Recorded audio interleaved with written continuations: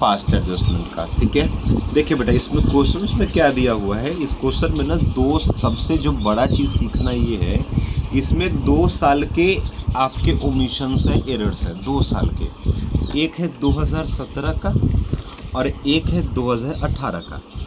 इस दोनों साल के ओमिशन को हम एक साल में कर सकते थे सही, उसका एनालिटिकल टेबल, लेकिन दोनों साल का जो प्रॉफिट शेयरिंग रेशियो है बेटा वो अलग अलग है। तो अब हम कभी भी चाह के भी हम इसको एक बार में नहीं कर पाएंगे, क्योंकि दोनों साल का अगर प्रॉफिट शेयरिंग रेशियो अलग अलग है तो दोनों साल के एरर्स को हमको अलग अलग ही रेक्टिफाई करना पड़ेगा। ठीक है, तो आइए हमने जो बेटा बताना है कि क्वेश्चन में दिया क्या था। बेटा 3 पार्टनर था एन, क्यू और आर।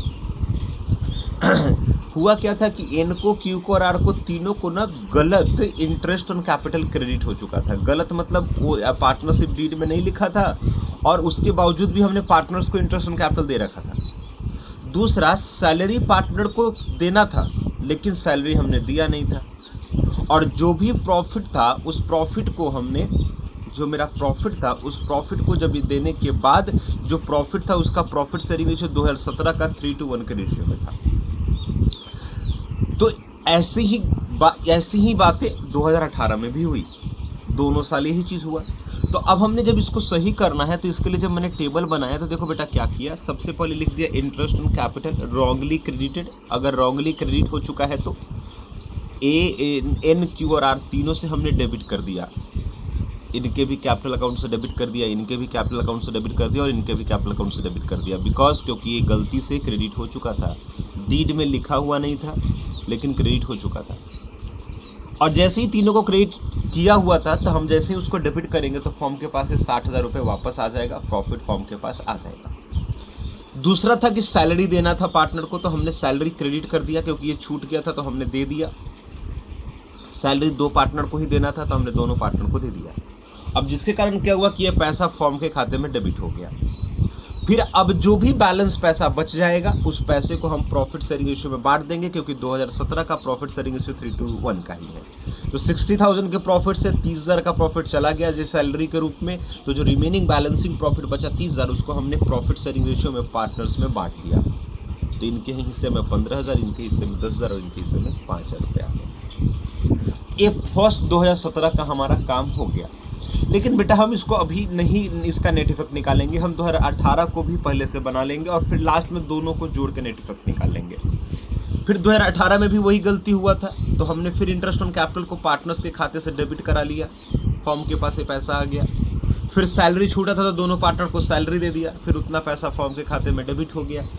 और फिर जो रिमेनिंग पैसा बच गया 30,000 रुपये का, उसको हम इन्हें प्रॉफिट शेयरिंग रेशियो में बांट दिया बेटा। और इसलिए बांट दिया प्रॉफिट शेयरिंग रेशियो में क्योंकि बेटा इस साल का प्रॉफिट शेयरिंग रेशियो अलग था। बहुत बच्चे का कहना था कि सर दोनों को कंबाइन करके क्यों नहीं कर दिया। बेटा कंबाइन करेंगे ना तो देखो ना गलती क्या हो जाएगा कि इस साल का प्रॉफिट शेयरिंग रेशियो 3:1 का है और इस साल का प्रॉफिट शेयरिंग रेशियो 5:3:2 का है। तो दोनों साल को अलग अलग ही हमको करना पड़ेगा, और लेकिन कंबाइन करके हम नेट इफेक्ट निकालेंगे। तो इस क्वेश्चन में बस यही है था बेटा कि 2017 2018 2 साल के इन्फॉर्मेशन थे। तीनों पार्टनर इंटरेस्ट ऑन कैपिटल गलत क्रेडिट करा रखे थे फॉर्म में और सैलरी को छोड़ रखे थे। और प्रॉफिट शेयरिंग रेशियो 2017 का 3:1 का था और 2018 का 5:3:2 का था।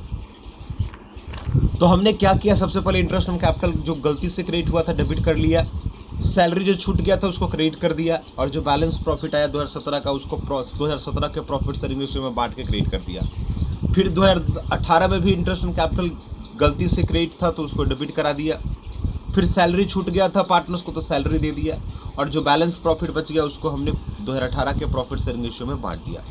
अब फिर हम दोनों को जोड़ते चले गए तो इसका 48,000 आया, इसका 58,000 आया। नेट इफेक्ट लिए तो 10,000 रुपीज़ आएगा। बैलेंस ज़्यादा किसका है, क्रेडिट साइड का, तो हमने 10,000 रुपये इसको क्रेडिट कर देना है, तो हमने 10,000 रुपये इसको क्रेडिट कर दिया। फिर वैसे इन दोनों का बैलेंस लेंगे तो एक का आएगा 43,200, एक का आएगा 51,000। इन दोनों को जब इन दोनों का नेट इफेक्ट लेंगे तो बेटा आएगा 7,800। बैलेंस क्रेडिट का ज़्यादा है तो क्रेडिट कर देंगे। फिर इसका आएगा 28,800, इसका आएगा 11,000। नेट इफेक्ट लेंगे तो 17,800। संख्या ज़्यादा है डेबिट का तो डेबिट कर देंगे, फॉर्म का खाता हमेशा बराबर हो जाएगा। और ये जो बैलेंस आएगा वही हम एंट्री के रूप में पास कर देंगे। एंट्री में हमने बेटा ये पास कर दिया। R current account debit to N current account और to Q current account. Current account क्यों, क्योंकि फिक्स कैपिटल है, तो इसीलिए हमने करेंट अकाउंट का नाम नहीं लिखा है। ये बात आपको समझ आ गई।